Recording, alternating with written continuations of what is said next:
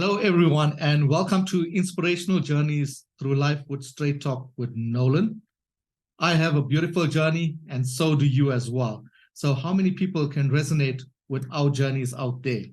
And today it's my honor and my privilege to welcome Kathy James to the call. And just a little about Kathy. So Kathy is a mental wellness and ACE awareness advocate, and we'll speak a little about ACE awareness a little later on. She's also best known for offering mentorship, life skills training, and resources to women and young adults as the founder of Girl Fight LLC. Kathy's passion to help the community is driven by her past, and with the help of many positive influences and her own determination, Kathy was able to overcome generational addictions, deep depression, and raging anger, directly derived from recurring adverse childhood experiences and her own self-sabotaging habits. Now, that's quite important. We'll touch on self-sabotage as well. And she's also gaining a deep passion for fighting for her personal goals. And despite being undereducated, Kathy went on to grow her skills and to develop a career as a corporate leader, technical trainer, and second-time entrepreneur, goals that she once thought were unattainable. So can you just see, once you focus yourself, you can achieve anything that you put your mind to it. So today, Kathy chooses to make herself vulnerable by sharing stories of her experience, the knowledge she has gained, and the resources around her to inspire the community to create a culture within themselves, becoming the difference within their own lives and the life of another. So Kathy, welcome to Inspirational Journeys Through Life with Straight Talk with Nolan.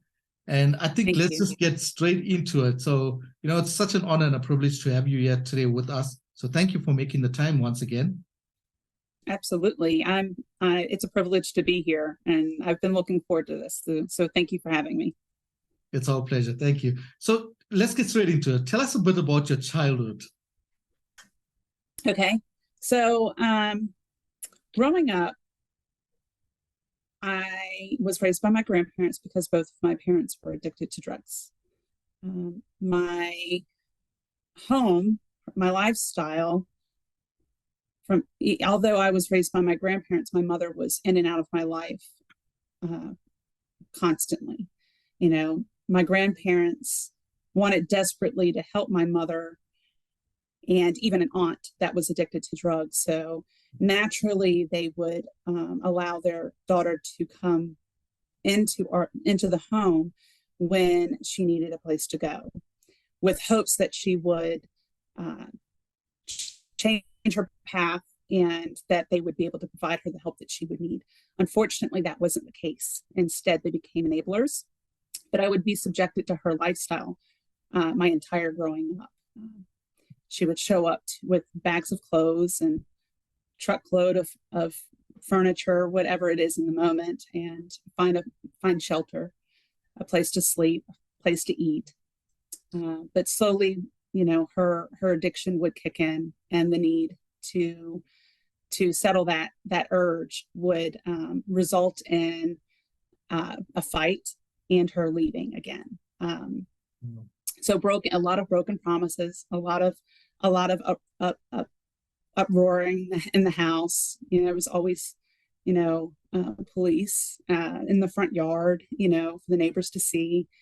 And, early years when my mother wasn't addicted to drugs, when I was very young, I remember having great memories with her, and staying the night with her and having great times. But slowly that changed. I did hide for many years that during those early years that my body was invaded by a teenage boy. And I did not disclose that until later in life, when I was a young adult, to my husband and to my therapist. And in only recent years have I begun to talk about that part of my life, so that I could help others who might have experienced the same. So we talked a little bit about adverse childhood experiences a little bit a second ago, but if you think about childhood trauma, ACE actually helps. It's a way to gauge the level of trauma, that a adult might have experienced during the ages of 1 to 17. And it's a scoring of 0 to 10. 10 being that you've related to all 10 adverse experiences that were listed. Later, as I started to research my own trauma and to grow and to seek out, ways that I can help others, I learned that I would score a 9 and a 9 out of the 10. So, and many of those experiences I had experienced reoccurringly, and my mother in prison, or someone else in the household in prison, or my mother was not just addicted to drugs anymore. She also took to prostitution. So there was a lot going on in the home growing up, and I slowly started to take on some of those characteristics and those habits for myself, and that's where the self-sabotaging comes in. So, but yeah, so I've said a lot, so I'll pause. Yeah, that's a lot for a young person to actually go through as well. And especially when you speak about the embarrassing part where there's police around and the neighbors are looking as well. So I take it your community was also like a small community, a close-knit community where people are always in your business and wanting to know what goes on as well. So you being such a young woman at the time, I'm sure this impacted you in such a big way as well, right? I mean, you said absolutely that you started to pick up some of those characteristics as well. So, tell us a bit more, because, Kathy, a lot of people that I've spoken to have similar situations as well. And many of them don't know how to deal with it, eh? And you can't really blame yourself because you're a young person at the time. There's nobody that actually coming and giving you a handbook and say, well, this is how you need to handle A, B, and C. It's not there. So you had to fend on your own. So what was it like? So I started to become very angry. I was also bullied my first year of junior high. And, and then, at about that same time, I became my grandmother. I love her. I love them and I appreciate them and everything that they've done. But I truly believe that my grandmother was battling with some mental illnesses of her own. And I became a target of those frustrations and those illnesses. And so during junior high, I started to kind of fight back. The anger was settling in and I just became rebellious. I started lying about where I was going, who I was with. My friendships changed from the friends with good values to the friends that, that were older and cooler. And I started becoming the very thing that I loathed. I started becoming a bully instead of taking up, for, those that are being bullied. I started becoming enraged so much so that I dared people to challenge me. And so I would continue on that path for some time. And I'd find myself as a teen mother at 16, the same age that my mother was when she had me. And I was told that I was going to end up just like my mother. And I was, subjected to a lot of emotional abuse and love my family dearly, but there was some clear troubles in the household throughout my growing up. And as a young adult, I was borderline alcoholic before I was 19. And there were many times that I'm really surprised that I even lived, that I made it through the long drives being drunk. And I was super negative. I pushed everyone away. I was looking for a fight. And thankfully, with some positive influences had come into my life. They weren't pushy. They didn't do anything major at all other than take notice of me, and they lived their lives and sewed into me. And I started noticing that there was a different future that was possible, that I didn't have to continue on that negative path, and that I wanted a different future for my son. And that's what started the process. But later I did have to, I know that you mentioned that it wasn't my fault, but later in life, I had to come to the realization that these are my decisions now. I get to decide my future. I get to decide my habits. I get to decide how I choose to live my life. I don't have to allow my past or my family's cycles to continue on.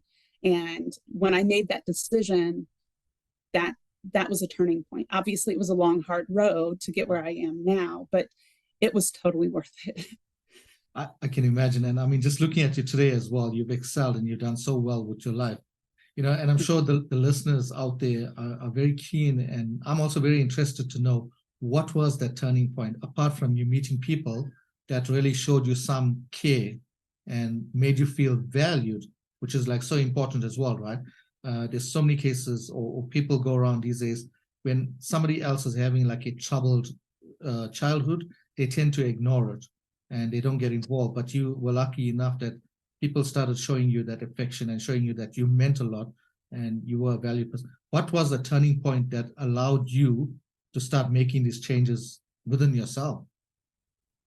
I actually, my husband at the time had some friends at work that had known that we were going through some marital problems. And so they started inviting us to go to church. And we would make promises to go to church with them, because we were fighting all the time. We were fighting before we even got married. And we kept making promises that we were going to go, and we'd sleep in, or we'd end up fighting and we wouldn't go. And then one day he ended up going without me.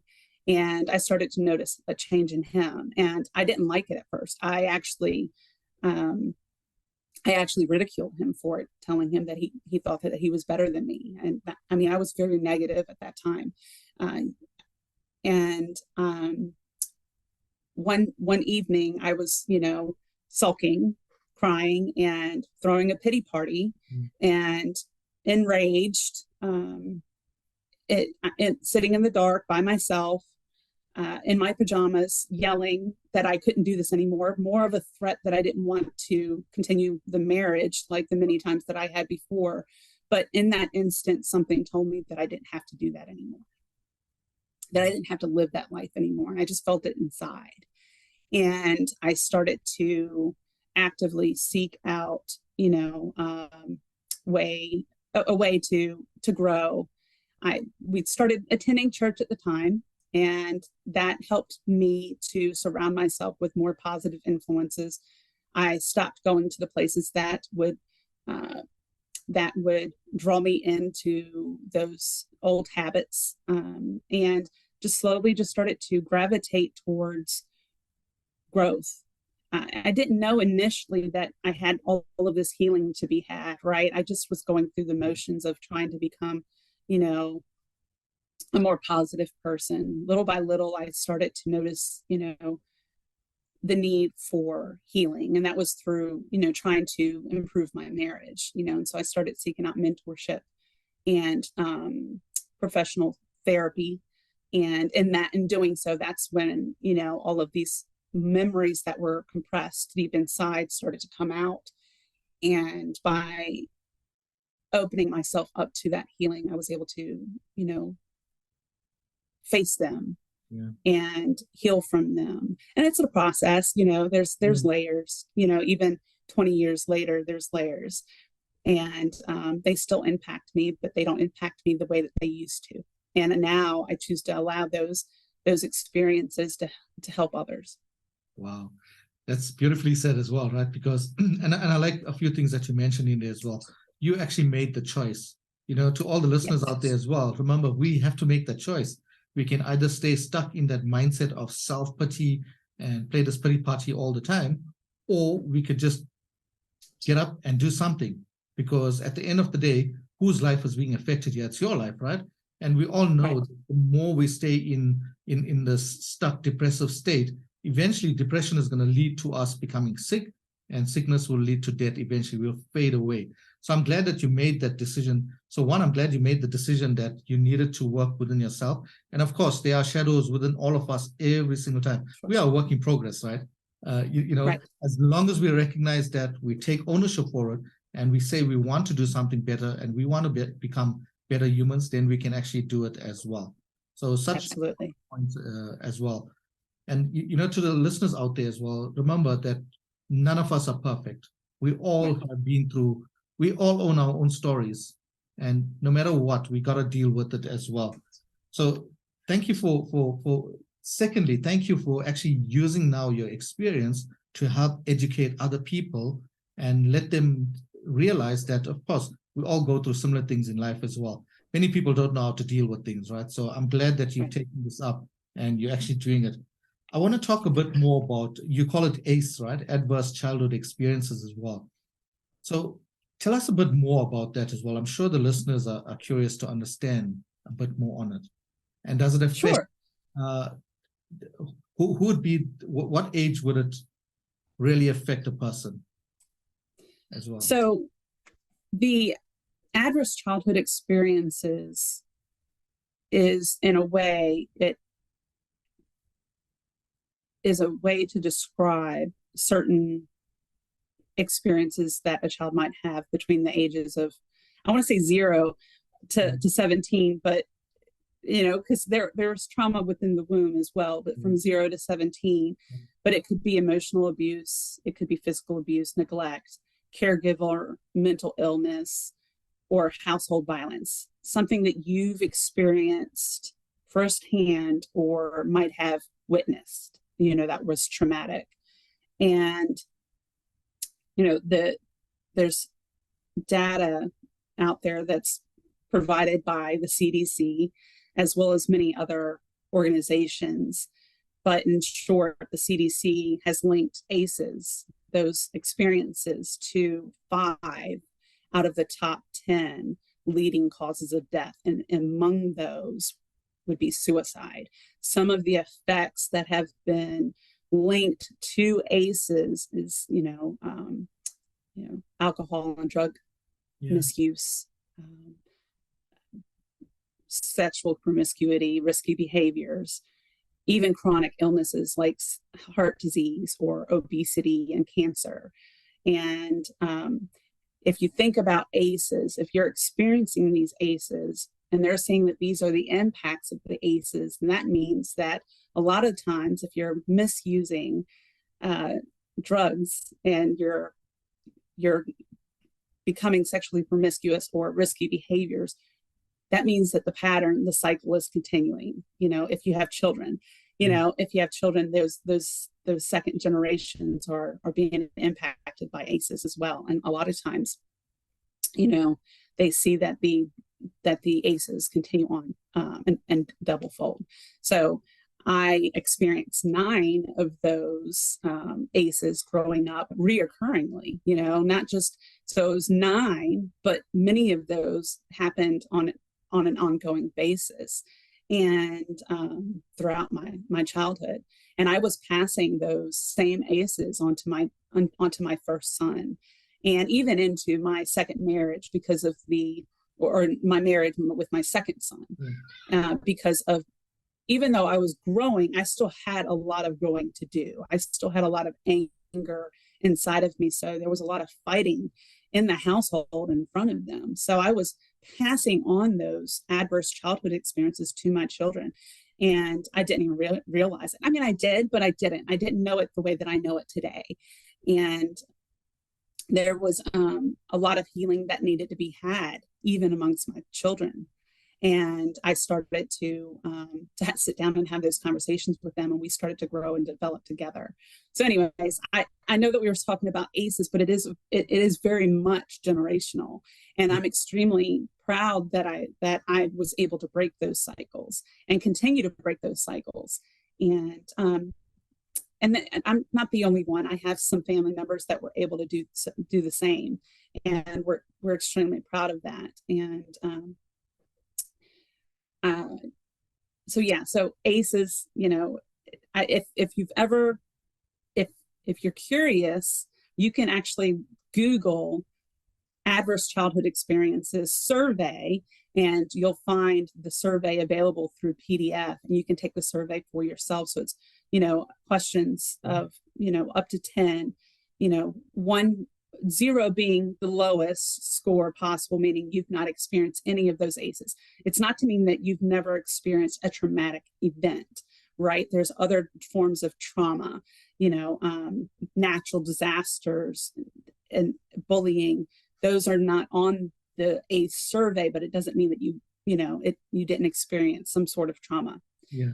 This is specifically within the childhood, the household experiences. But if you find that you score 1 or more, it's actually pretty common. 61% of adults actually have experienced at least one of the ACE experiences. And so it's very common.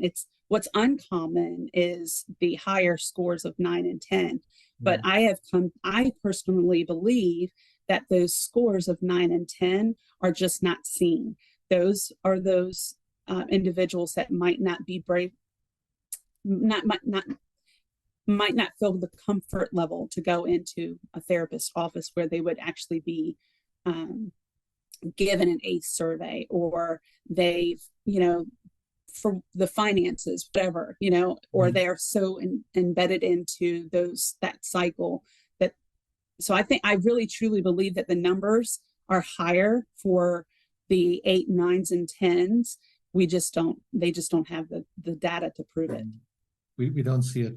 And so because your score was like 9 out of 10, you could spot it very easily in your son. And the solution or the action that you took is you sat down with him and you were able to work through it. But what about those parents do you think other parents, or not even parents, because if the parents are on drugs or alcohol, whatever, other family members like uncles, aunts, grands and stuff, would they be able to spot this that's affecting a child and do something about it? So I believe so. Even if you're not a parent, I think that a teacher, someone in the life of a child, some of the warning signs that I know now are, the aggression. I became a bully. I fist fought numerous times as a young girl. And that started in 6th grade with a slap match. It sounds silly, but it was a slap match. And then it grew into fist fights. And I was, at first I was taking up for myself. I thought that I was challenging the bully, but then later I became the bully. I became the one that was, waiting for someone to challenge me. And although I wasn't, doing the exact same things that maybe some of the other bullies had with me, I didn't talk about other people's clothes. I didn't talk about other people's shoes. But no, I still belittled them and I still embarrassed them. And and that went on for years, even into my young adult years, and when I recognized that in myself, it took many years to kind of to grow out of those negative habits, but it was possible. Sorry, I think I took a turn there. No. So some of the symptoms, being aggression, some of them lack of interest in hobbies, crying, over excessive crying or withdrawal, or, the way that they talking about, how painful life is, or they don't want to go on. There's, and I'm happy to provide a list if anybody wants it, or to provide resources as well. But I truly believe that if we educate ourselves, that, we can see the warning signs a little bit sooner, we might be able to intervene and help. Not just, and it doesn't always necessarily mean that there's trauma amongst the parents. That teenager might have experienced trauma outside of the home, and the parents have no idea.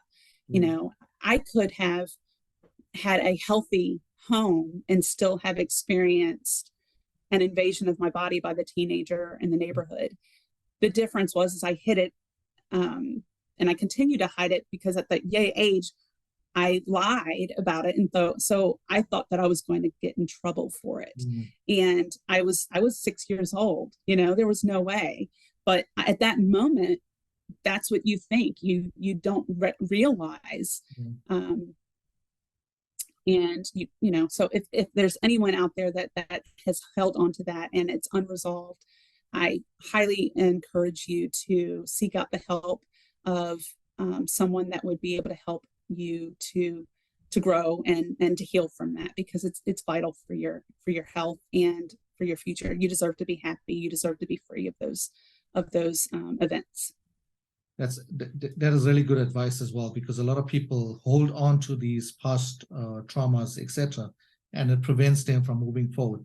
And I like what you said, Kathy, is rather deal with it, no matter how long ago it happened, but deal with it. There's a root cause to it. Deal with the root cause and get it over and done with, and watch how your life will transform. It will automatically transform, because you no longer hold on to this anger or grudge or hatred or anything like that.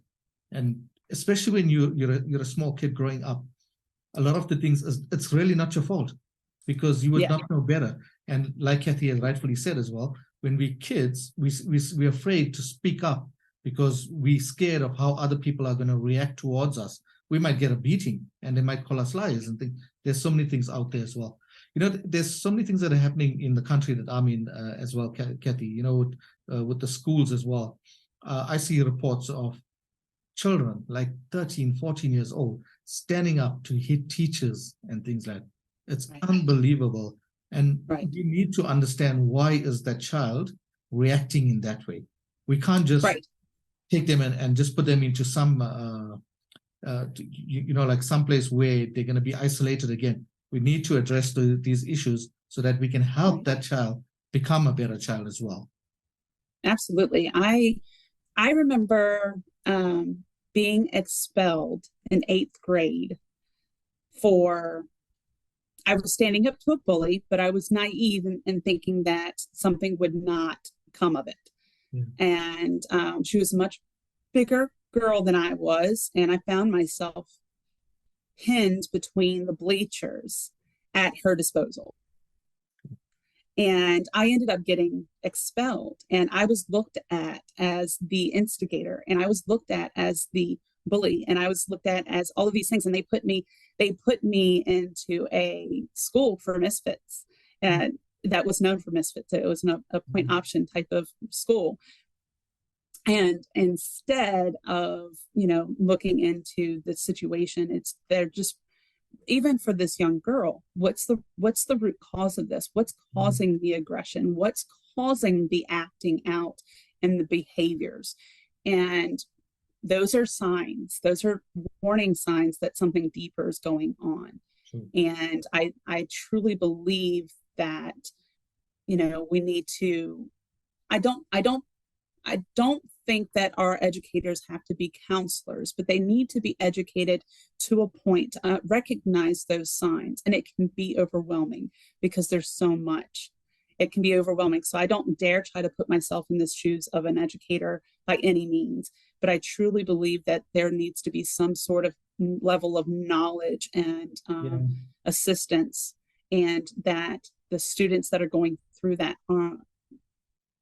don't be, I don't think that it should be so readily written off as a bad kid. True. No one's a bad kid, right? Right. No one's a bad kid. We're such unique humans as well, and we all experience life. Life happens.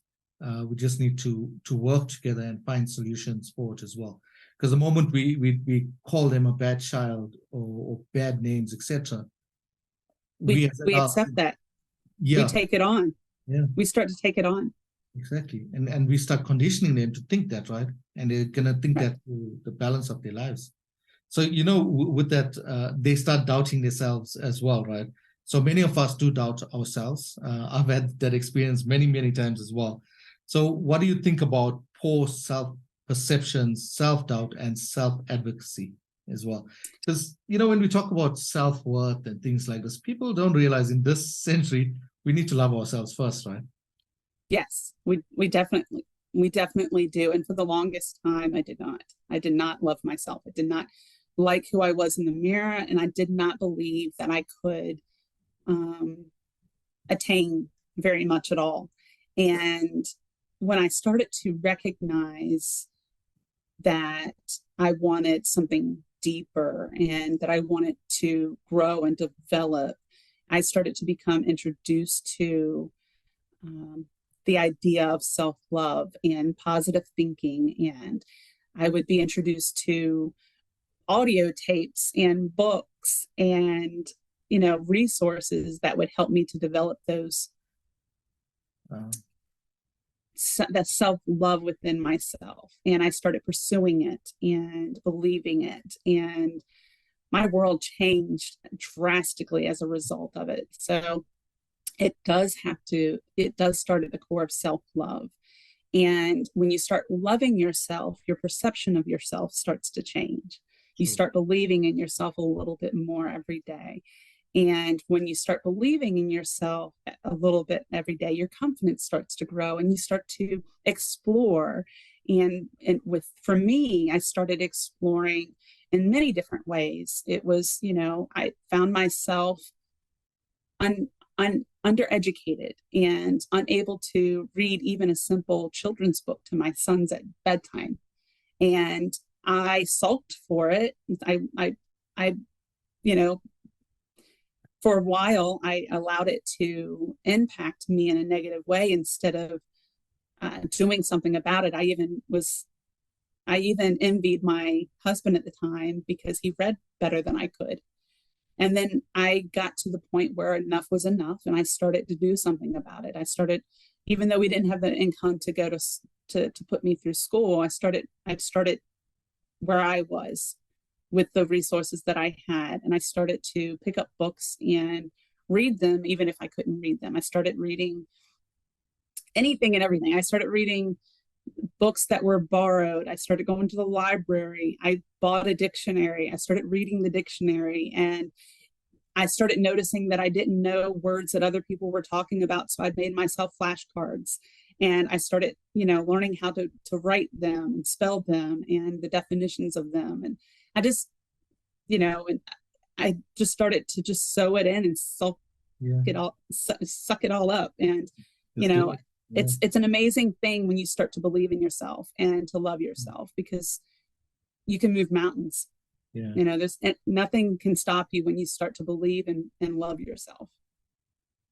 It's so valid as well, because that's with the self-love comes the ability to be able to love somebody else, right? Like your partner. So it got to start from within as well. And it's not selfish. A lot of people think that it's selfish to love yourself and take care of yourself. No, gone are those days. Essentially, no, right. We got to really look after ourselves and take care of ourselves first before we can even attempt to do it to someone else as well. Yes. And another point, to the listeners out there as well, it's never too late. It really is never too late to learn anything. Kathy, I still, up till now, if I don't understand a word, I will also Google it and see what it is, right? Because it's knowledge. Right. It really is knowledge. And it's amazing, because you don't have the AOL dial-up anymore. You can find something in a second. It's so easy to find information. And if I want to grow and develop in something and I don't have a book or an audio tape or, which is what it used to be back in the day, I can go onto the worldwide internet, whatever it is, Google, Sapphire, Internet Explorer, whatever you use, and I can type it in and I can find articles to help me grow and develop a character, character trait. But obviously you have to learn about it and then apply it, right? But at least I have the information available to me a lot quicker and a lot readily than what I had, going to the library or borrowing books from friends, True. So. And the generation of today as well, they are really spoiled when it comes to resources. They just need to use it the correct way and realize that we do have some fantastic resources, especially on self-development as well, personal development. They got to just reach out and do it. And I know you do a lot of life skills and mentorship as well with Girlfight, right? Because you're the founder of Girlfight.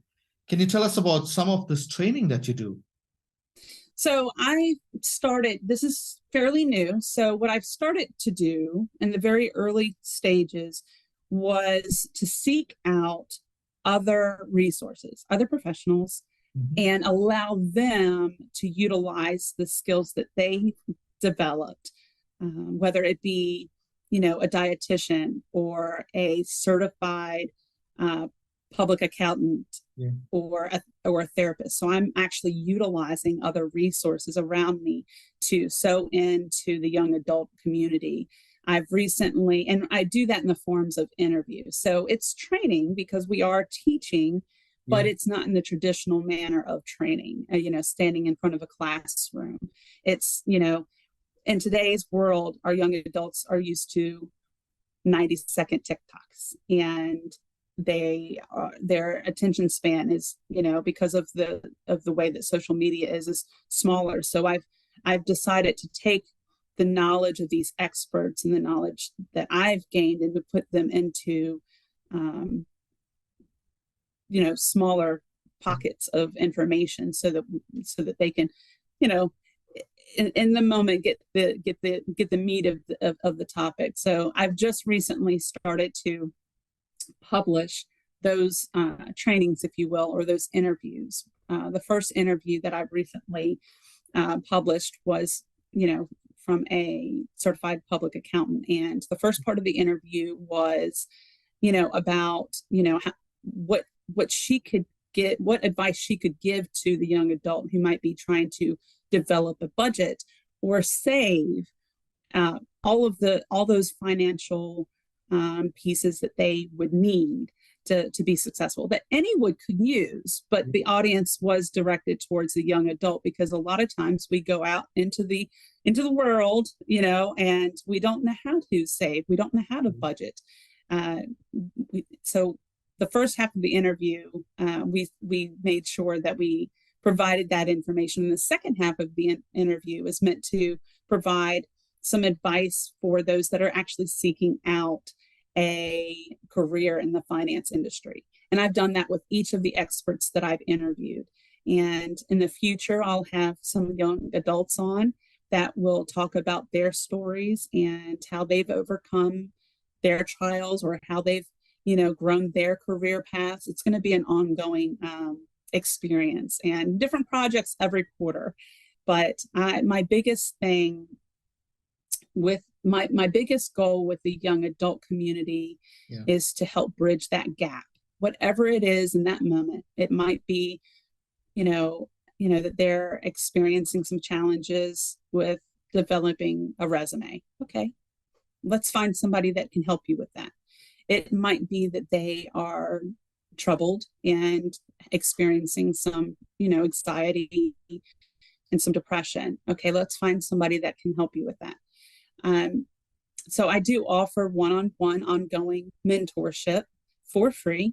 And so if anybody's out there that's looking for someone that needs, it might be a one-time, let's get me through this interview type of mentorship, or it might be, hey, let's meet together every other week for the next 6 months. That's okay too. Whatever the need is in the moment, I make myself available. So that's like you serving as well, right? You're giving back in a way, which is something a lot of people, don't do as well. And I like that you covering life skills for the youth of today, because the schools don't really cover what they need. The schools do not cover the reality of life once they leave school, right? Especially when it comes to financials or how to be a better person and things like that. The schools really don't provide that. And we need to be encouraging the schools to get more involved in giving the youth of today proper life skills, coaching, training, whatever it is, because we're going to rely on this youth to be leading the world. So we need them. Right. Well, they're our future leaders. Yeah. So why not work with them? Right. So Kathy, I saw that you also do virtual stage hosting, right? So, a lot of people struggle with virtual stage hosting. You make it so simple. How do you do this? So as I started to develop and grow as a public figure. I also have a desire to share my message on a grander scale. And I started noticing, because a lot of what I do with Girl Fight is free. And when I started noticing, when I started branching out and putting myself out there as a potential speaker, podcaster, you start learning that there's a lot of other people wanting to do the exact same thing. And I just happen to have a certain set of technical skills that that I decided to start using to help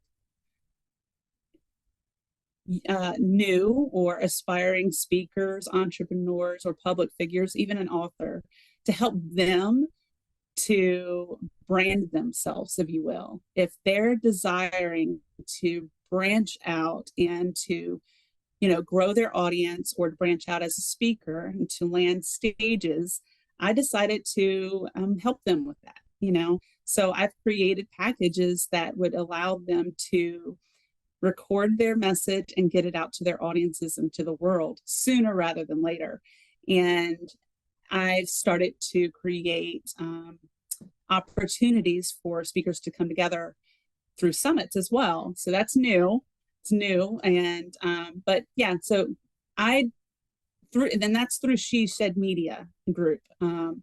That's a new venture that I started this year, and I did that as a means to help the speaking and entrepreneur community, but also as a way for me to generate income to sow into those activities that I give away freely. So, but yeah, I'm now a virtual stage host, publisher, and editor. I also, for those of you that might be in that, find yourselves in that industry, I also do sizzle reels. So I can take video footage from stage presentations and actually put them together for as speaker reels, trailers, and to help them to brand themselves in a different way. So. Wow. Well, so to the listeners out there as well, we're definitely going to be sharing Kathy's contact details at the end. So feel free to get in touch with her as well. And I like what you said. I mean, with the virtual stage thing, you've got all of this knowledge and the skills that you've got, and you're not keeping it to yourself. You want to share it with the world. You want to help other people. Again, I see this humanity figure in you again. And, it's so amazing if everyone out there can think along the lines of what you're just thinking. Don't keep the information to ourselves. Share it with as many people as possible. Yes. And yes. To the audience, if you look at where Kathy's come from, right? She's she overcame undereducation. She was living from paycheck to paycheck and in debt as well. And now she's a corporate trainer, second-time entrepreneur, second-time homeowner, and plus a positive public figure as well. So I'm sure all of this wasn't easy just to overcome, right? It took time. No, it wasn't, but it's so worth it. It's so worth it. And one of the biggest things that I, my organization is called Girl Fight for a reason. One, because I used to fight a lot when I was younger, right? But I took that negative energy and I took that and I redirected it to start fighting for my future, right? And when I look back, I don't just see Kathy's successes. I see an entourage. I see my coaches. I see my mentors. I see those people that I used to confide in that would give it to me straight if I needed to. They no sugarcoating. And I think of those types of friends as my spar partners. And so I know it's the theme of fighting, and I'm not a boxer by any means. It's my mental fight. It's my emotional fight.